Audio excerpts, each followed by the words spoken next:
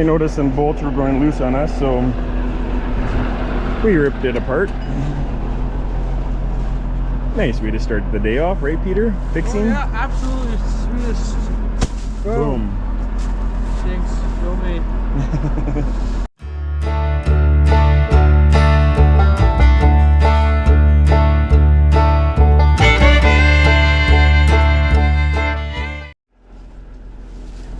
And you got the bolt? Yeah, it's in my pants.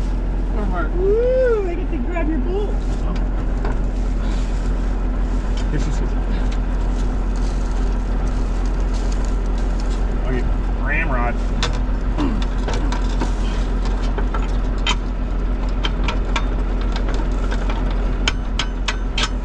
Can you come in? Done. Where is it? Okay, and then you're good to go? Hopefully. Yeah, it's looking like Peter's finding some wet spots. Tractor's not clean anymore. Oh yeah.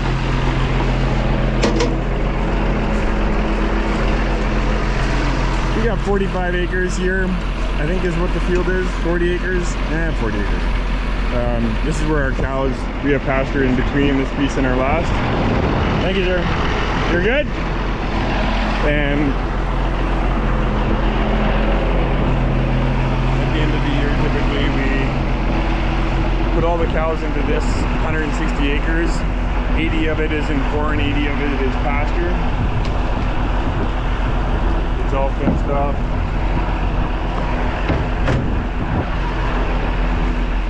There's roughly two 40-acre pieces, and then there's a paddock there, over there, and over there, all down the middle. And then we let the cows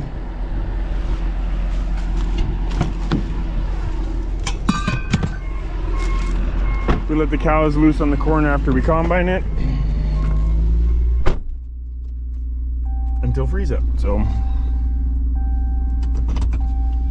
this is all we have left to fertilize for ourselves with the strip tiller. So Peter should, unless we have a breakdown, Peter should be able to get that done today. And I'm having another slow start. It's I've been up early, doing lots of running around, but not really getting to the ear seeder anytime soon. So before I hit to the next field, I'm gonna quad it, potentially do some burning, and make sure that it is ready to go. It's gonna be close whether it's too wet or not, so I want to check it. I don't want to head out there and fight mud, so we're gonna do that and see what the day brings. So, well, we're ready to get at her. Day 2 of corn. Not sure how much we'll get done today, just based on ground conditions, yada yada, but hopefully we can at least get another quarter done. Every quarter we get done is field we didn't have done earlier. So I did have to change a couple things here. I've changed seed, which is cheap seed size. So as you can hear, my fan's howling away. I have brought this fan. We were running that one around 3.5 yesterday, and today we're going to try it at 1.5, and we'll see where we're at. These seeds are much smaller in size, so it takes less pressure to keep them up against the disc. So just quick glance, we'll just do a quick walk around here.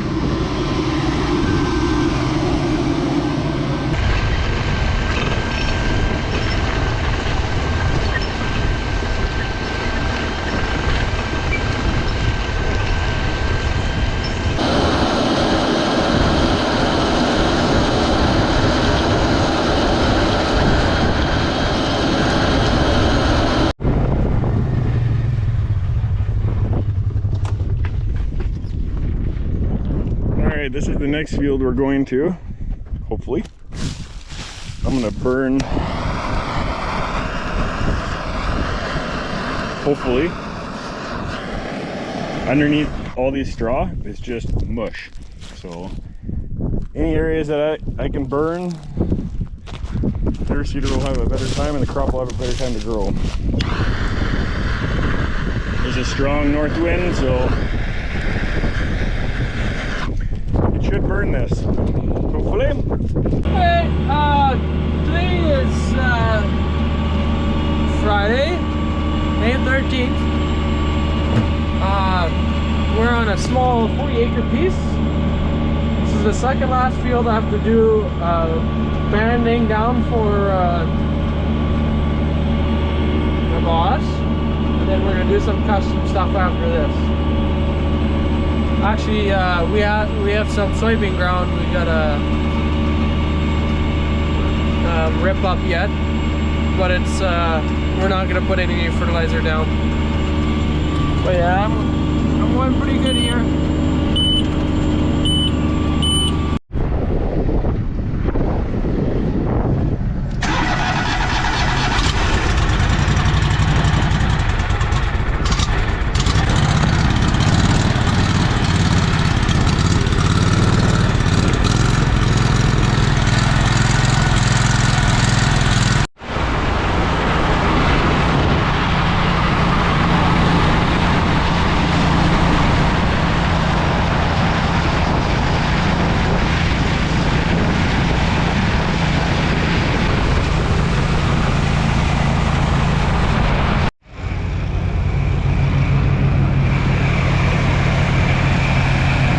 I got my foss in the front. I'm loading up with wheat.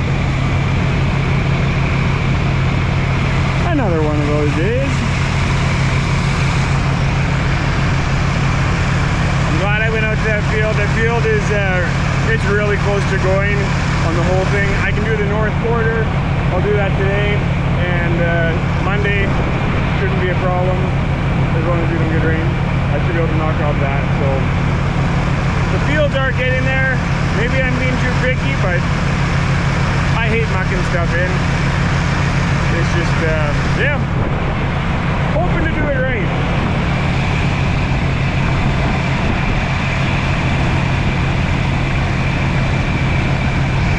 Okay, so I needed to get out of the cab and do a bit of a stretch, so figured I'd take a bit of time here and show you a little bit what we're doing. And so what we're gonna do is I'm gonna dig down, try to find that corn seed, which I was doing yesterday. Oh, there it is. Okay, yeah, that's a little deeper. It's about 2 inches again. So that is where the corn seed is. So you're wondering, what is Peter doing? Well, Peter, I'm gonna still keep digging in this exact same trench. So there's the corn seed that was right there. The Orthman is busy putting fertilizer down. And then we are coming by and putting the seed right on top. And that is due to some of the wonderful technology that we have these days, that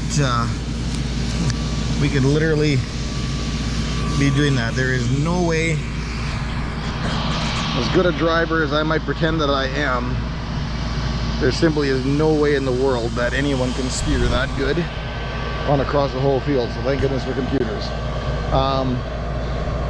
One of the reasons we've done this also is we've switched to this is guys have done some experimenting out here, and we are cutting our nitrogen and phosphate usage by I'm gonna say 10%, but it's all of 10, maybe closer to 15%.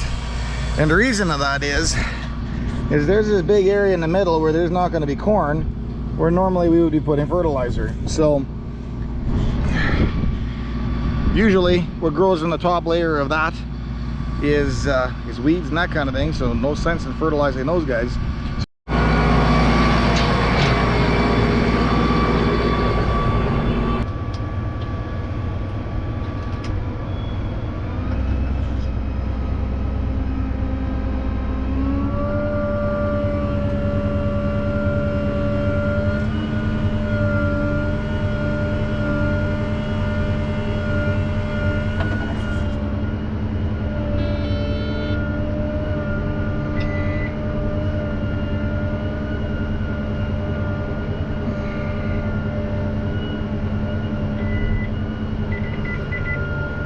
You're gonna see these lights as soon as that planter crosses. They all went on and now we're going. So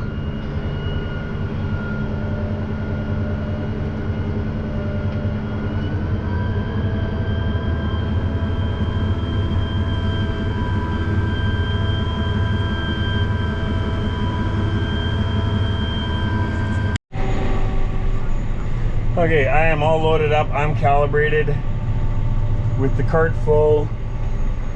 I should be good for 160 acres. So we'll see how accurate I am. The wheat should run out first. I got 2 miles to get to the field. From when we started loading to calibrate and everything, it was just over half an hour, so I consider that pretty good. But yeah, we'll see what we can get done. I know I can do a quarter for sure, but we'll see if we can do a half section. See how the day goes. 1 quarter at a time.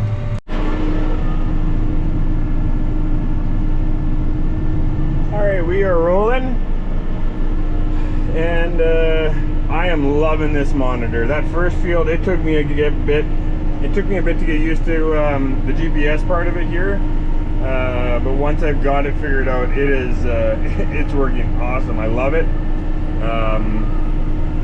This is my air seeder, and I want to switch over to my nav. I just swiped that over, got that. So yeah, I love it. It's been great. So tractor, getting used to it. Honestly, I'm trying to think of some things that I don't like about it. I can't think of any. The only thing I would say that I liked with the case is right here, this joystick that does my shifting up and down. That was also my throttle, so you can speed up and shift up as you want. Now it's on, this is my throttle, and here. I like that a lot. That's really the only thing. I love this cab. It's huge, lots of room to stretch out. My visibility is awesome. On the quad track, my corner post was right about here, so it took off my visibility for my edge of my air seeder, and that was on both sides. Not a big deal, but it was something. I got more room in here. Just it's just more comfortable. I didn't think having a bigger cab was gonna be a big deal. I'm like, yeah, whatever. The other cab was fine too, but now that I've got a bigger cab, it's kind of nice. So no complaints. Love it. It's quiet. It is smoother in the field. The other tractor was fairly good in the field, and that's where we spend most of our time, is in the field. So that's what matters. But on the road, it's definitely smoother. The shifting is way better on this tractor. It just shifts up and down a lot nicer than the case did. My dad learned how, all he did was the diskers. I don't think he ever ran an air seeder. So when we got our air seeder, Daryl started off a little bit on that, and then all of a sudden I was thrown in. Daryl had done a bit, but then I had started running the air seeder, and so there's a lot of learning curves that we had to do in that because we hadn't ran air seeder. So, and ever since then, this has been my baby. And then when Dad started slowing down, Daryl started to, he took over the planter job. So Daryl's been always running that thing. So that's just how it's been, and it's good. Now we just need to teach the next generation how to operate this big stuff. Well, had to have a first, I guess. We're reseeding. We had done a bunch, and something wasn't seeming right. We were looking in the dirt for the seed, and there wasn't seeming like there was a whole lot, but we couldn't quite figure it out. Anyway, our tank at the top, our lid at the top of the tank wasn't sealed 100%. So it wasn't metering out a lot of wheat. It was just trickling enough to make us find the wheat, but not a whole lot. So add that to a first. Not exactly how I had planned this day to go, but So I had used my, because I couldn't tell, it was hard for me to tell how much I actually had seeded, because we didn't, you just don't know, and I don't want to underseed, but I don't want to really overseed. So this number right there, at 576, that's on my blockage monitor. It kind of tells me how my population, in a way. So I'd done a whole bunch of math and figured out kind of how many pounds I had thought I was putting down. So I figured I was roughly putting 20 pounds only down, which isn't a whole lot. Oh man. But at least we caught it. We caught it before the crop started coming up, or before I was thinking I should be done a tank. So yeah, anyway. I've got one more pass down here and then I'm done reseeding what I need to. I had just the headlands done and I was doing my first pass, so not a lot, but enough. Knocks an hour out of the day.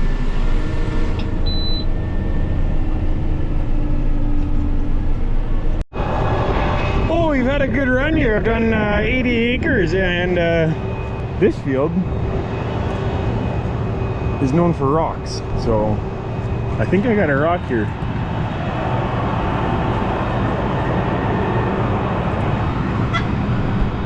And ironically,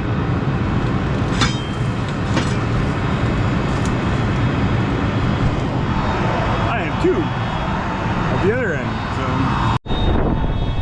I think this one's bigger. Right there it is.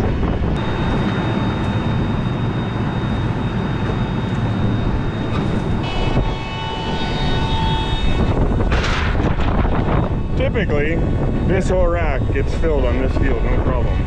So, okay, on this field, we typically collect a lot of rocks. And I kind of wasn't wanting to say anything about it because I'd gone quite a while and I hadn't picked up anything, so. You gotta be kidding me. I got another one. That didn't take very long. I didn't even drive 100 feet, so. I got another one. Yippee. It's like once you start collecting them rocks, it gets bad. I got my supper brought to me, and it appears my oldest daughter is driving. She got her learners, so be aware. Thanks, kid. Love you. Hamburger helper, some chips, veggies. Perfect. So I finished the last field for banding, and now I'm back onto this 1/4 for just doing, or that's going into soybean ground. But Mr. Kendall here wants me to go get him some wheat for him and help him load up with some wheat.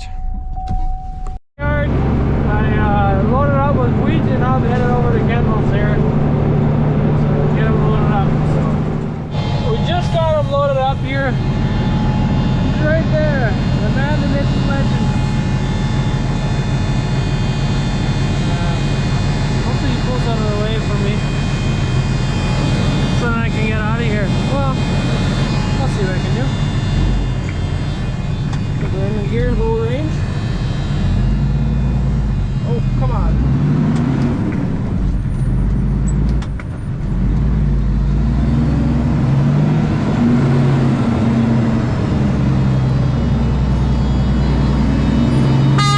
Get out of my way, pal.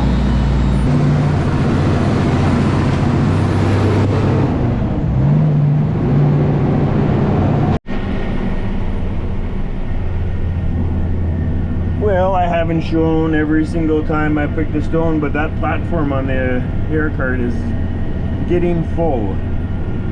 This field doesn't disappoint. I don't even know where they come from. We have picked stones on this field every year, and every year we keep finding more. And they're the worst size because they're like a football size, and they wedge between the discs. So, oh well. Gets me exercise, gets me out. Sun's going down. It's Saturday night. I had a late start, and considering I had to do a bunch of reseeding because of that whole tank thing,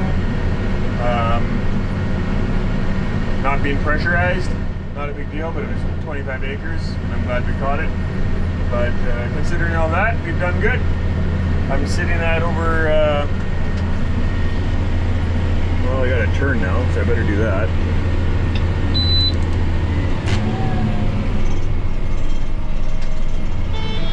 We're sitting at 220 acres, so I got roughly 100 acres left. It's, oh, what time is it? 20 after 9. So